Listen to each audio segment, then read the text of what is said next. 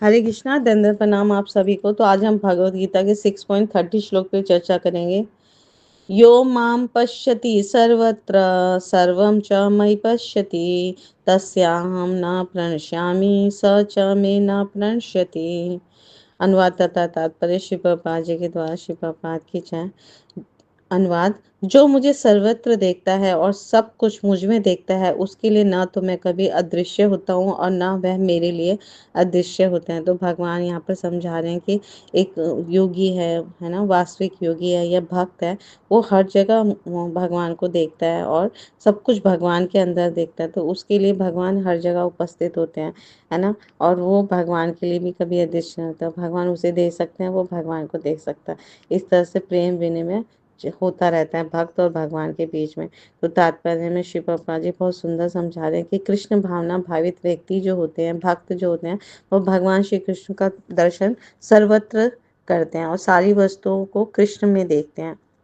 ऐसा व्यक्ति भले ही प्रकृति की पृथक पृथक अभिव्यक्तियों को देखता प्रतीत होता हो, लेकिन हर दशा में वो कृष्ण भावना अमृत से अवगत रहता है कि प्रत्येक वस्तु जो है भगवान श्री कृष्ण की शक्ति की अभिव्यक्ति है। इसलिए वो प्रत्येक वस्तु का उपयोग जो है वो भगवान की सेवा में लगा देता है और भगवान की प्रसन्नता के लिए ही वो अपना तन मन धन सब कुछ लगा देता है और हमेशा भगवान को प्रसन्न करने का प्रयास करता है। तो यही भक्ति का मूल सिद्धांत है कि भगवान श्री कृष्ण के बिना कोई अस्तित्व नहीं है। भगवान श्री कृष्ण ही सर्वेश्वर है ना। तो मी सर्वेश्वर ईश्वर तो बजेंद्र नंदन। तो बहुत सुंदर गीत है श्रील भक्ति विनोद ठाकुर का, जिसमें वो कहते हैं कि हे बजेंद्र नंदन श्याम, आप ही सर्व ईश्वर हो, सर्वेश्वर हो। तो कृष्ण भावना अमृत जो है वो कृष्ण प्रेम का विकास होता है। तो ऐसी स्थिति है जो भौतिक मोक्ष से भी परे होती है। तो और विशुद्ध प्रेम होते हैं, विशुद्ध प्रेम होते हैं।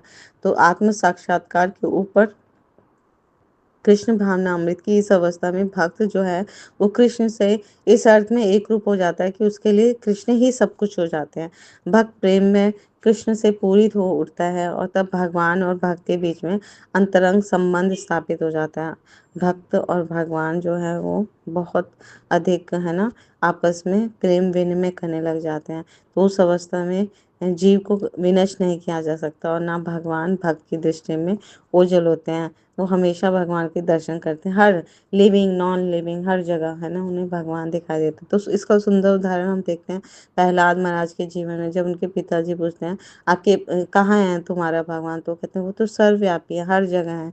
तो वो कहते हैं, उनके पिता पूछते हैं कि क्या वो इस खंबे में है, तो क्योंकि प्रहलाद महाराज भक्त थे और विशुद्ध भक्त थे, तो वो कहते हैं हाँ, क्योंकि उनको हर जगह भगवान दिखाई देते हैं, है ना। तो उनको हर जगह सर्वत्र दर्शन होते थे भगवान के। तो खंबे में भी भगवान दिखाई देते हैं। तो उनके उनके जैसा हिरण्यकशिपु बोलता है कि क्या इस खंबे में है, तो प्रहलाद महाराज हाँ बोलते हैं, हाँ मुझे तो दिखाई दे रहा है। तो तुरंत खंबे को वो प्रहार करता है हिरण्यकशिपु कि मैं आज इसके भगवान को मार दूंगा। तो लेकिन क्योंकि भक्त ने कहा है तो भगवान खंबे से प्रकट हो जाते हैं। नरसिंह भगवान की जय। तो और कहा क्या है, वो सच में हर जगह है, लेकिन भक्त की दृष्टि होनी चाहिए उसको उनको देखने के लिए। तो भगवान प्रकट होते हैं और फिर हिरण्यकशिपु का वध कर देते हैं। अपने भक्त की रक्षा करने के लिए भगवान हर जगह हर समय उपस्थित रहते हैं। और सबसे बड़ा कलयुग का लाभ है कि वो नाम के रूप में हमारे साथ हमेशा ही हैं। अभिन्नत्वम नाम नामिनो, है ना।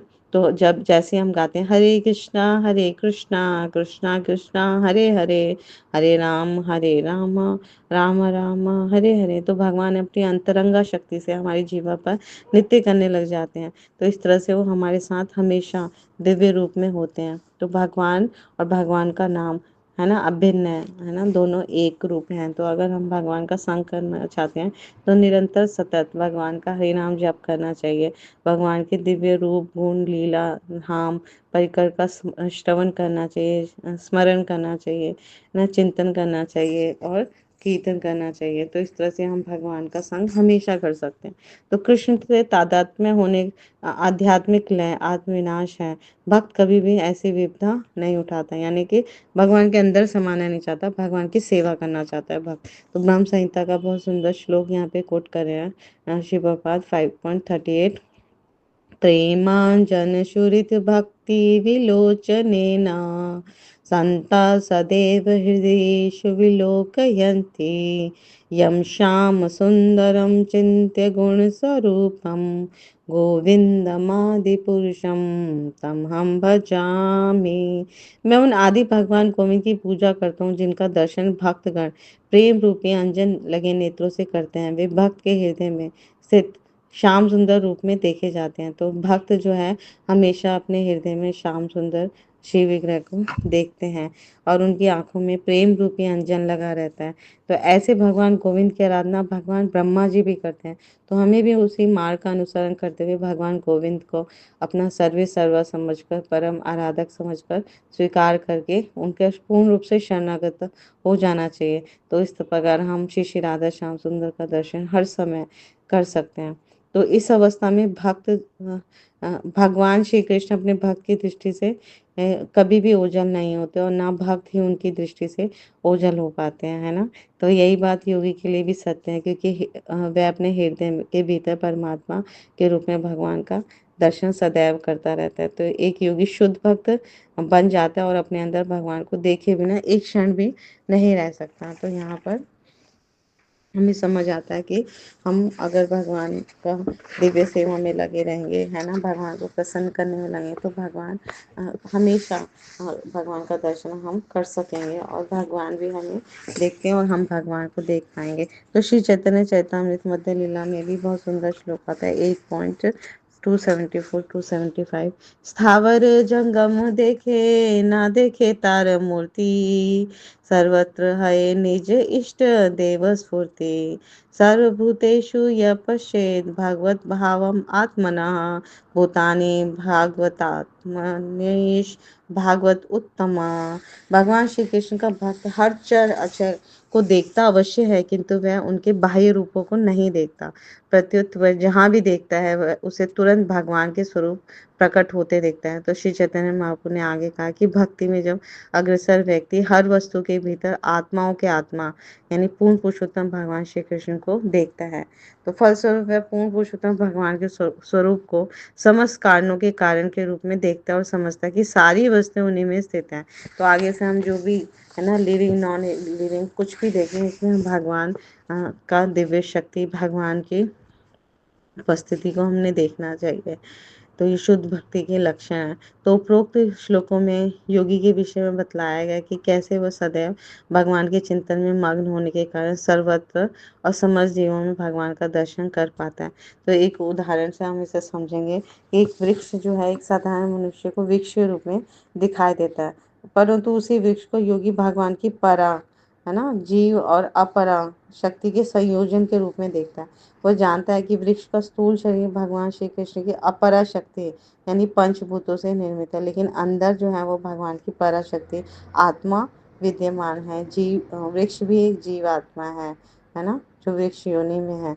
तो वहीं स्वयं श्री कृष्ण भी परमात्मा रूप में विद्यमान है। तो भगवान हर जीवात्मा के हृदय में परमात्मा स्वरूप में रहते हैं। तो इस तरह से भक्त उस वृक्ष के अंदर परमात्मा श्री कृष्ण के दर्शन कर रहे हैं। इस तरह से योगी भगवान को का दर्शन हर जगह सर्वत्र होते हैं और यही योग की पूर्णता है। तो हमें भी इस लक्ष्य, इस सिद्धि तक पहुंचना चाहिए। हमें भगवान को हर जगह देखने का, है ना, सर्वत्र देखने का अभ्यास करना चाहिए और करते ही है। जब हमारे हृदय कलमशग्रस्त हो फिर मुक्त हो जाता है ना, सारे कलमश से मुक्त हो जाता है, शुद्ध हो जाता है, तो शुद्ध अवस्था में भगवान को हम अपने प्रेम रूपी अंजन लगे नेत्रों से हर जगह हर समय देख सकते हैं। तो भगवान का जब दिव्य नाम हमारे मुख से निस्सारित होता है तो हम भगवान का संग करते हैं, हर जगह उपस्थित देखते हैं और भगवान का ये दिव्य ज्ञान भी हमें अच्छे से समझ आने लग जाता है। Thank you so much. Guru Maharaj की जय, श्री प्रभुपाद की जय। आप सब भक्त की जय।